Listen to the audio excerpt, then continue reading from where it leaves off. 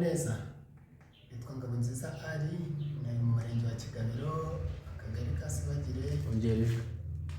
Ntuye mu kagari ka Sibagire, umurenge wa Kigabiro, akarere ka Rwamagana, ntara y'Iburasirazuba. Maze igihe mbana n'ubumuga buterwa n'ikibyimba mfite ku bwonko. Nagifashwe hagati ya 2008 n'9, ariko kimenyekanye ejo bundi 2023 ariko nyuze muri MRI Faisal na MRI Midihiri. Banegeka kujyana ibizamini biba biri ku masede no ku mapuro i Kanombe. Bansuzumye basanga hari ikibyimba ku bwonko kintera pararizi iruhande rw'iburyo. Bambwira ko cyafashe ku bwonko bw'uruhande rw'ibumoso, aribwo bukontorora iki gihande cy'iburyo. Biza kunyangiza n'intoki.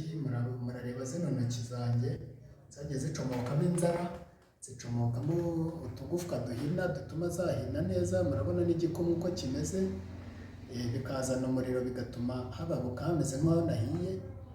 Ubundi mbere zari zimeze gutya, urabona ko harimo diferanse. Biterwa n'icyo kibyimba, aho cyarahashoje gifata ku ruhande rw'inyuma ku kajyori. Nzi niba mwana aberekana aho mukahabona, hano inyuma harimo n'akandi ndimo kumva gashaka kuzazamo, hari inkovu. Byarahashoje bingira uruhande rw'iburyo ikinya, ku buryo nta kintu mbasha guterura n'aka 15 n'inkweto ngendamo no kugenda nikubita hasi. Bafite inkovu ahantu hose zo kwibandagura hasi nk'umwana mutoya. Nyine nk'umuntu kandi ukunda no kunguko ntabwo byo kugenda nigaragura mu muhanda nk'abana. Murabona ko mfite ubwanwa, ndi umuntu mukuru, imyaka 39. Nakabaye ngira icyo nibasha kwigezaho, ariko ubu tugeze ubu muri no minsi abaganga banyandikiye imiti. Ndimo ndivuriza i Kanombe, niho nkivuriza, ariko imiti banyandikiye kunywa imwe yo kugira ngo cyorohe cyo ku bwonko igura 15 igiceri cy'ijana, ni makeya. Ariko iyindi yo harimo ikinini bashyira mu mazi kikabira, ngira ngo bamwe murakizi cy'umutwe. Ibihenze ibiri kumwe n'iyindi igura 29,700. Iyo niyo ngomba kunywa 29,700, kongeraho 15 n'ijana, ukazashyiraho n'ayandi yo kuzivuza kugira ngo bakibage. Bituma ngenda nabi, ngenda meza nk'uwasinze, ngenda nikubita hasi nkaho nanywa inzoga kandi sinyanywa inzoga. Mu mazina yanjye nababwiye harimo ari ndi umusiramu, ntabwo njyanywa inzoga.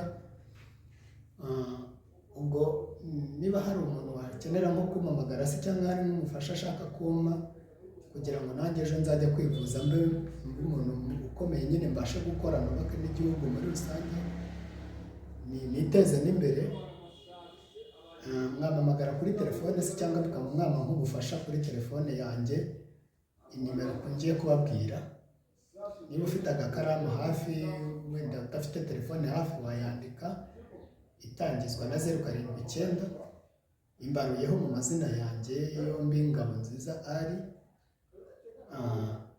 Ni 079 87 32 8 13. Kanisubiremo 079 87 32 8 13. Amazina ni Ngabonziza Ali, ni jyewe ibaruyeho, jyewe bwite, jyewe ufite ikibazo. Niba hari undi ushaka kumenya n'amatsiko, wenda yaca ku rubuga rwa Kigali 500 TV cyangwa kuri TV1, BTN, aho hose bagiye bantambutsa Flash TV kugira ngo mbashe kubona ubufasha bwo kwivuza. Ntabwo buraboneka, abankiriyeho ubushize nabashije kuguramo imiti ishoboka, ndayikoresha bugacya byahindutse. Ndabashimira ku nkunga mwampaye kiriya gihe, yatumye uyu munsi nkibasha guhumeka. Ariko uko bukeye nuko bwije kiriya kibyimba gifite imbaraga kigenda cyiyongera. Nabize muri MRI bambwira ko maze imyaka 10 ntarya, kubera ko ibyo ndiye kitagisa nkaho kibitwara. Amavitamini yose kirayatwara, yakabaye anunga, yakabaye atuma mera neza, kirayatwara. Ubwo kikanteza gutuma ncika intege, nkumva meze nk'umuntu ukonje ku zuba. Abandi barimo guhunga izuba, njye mba nkonje, mba ndi gutegurwamo bashyize muri firigo kubera icyo kibazo nyine mfite mba numva nkonje uruhande rw'iburyo, umva sinanahumeka neza. Murakoze, umunsi mwiza, mugire ibihe byiza, Imana ibarinde.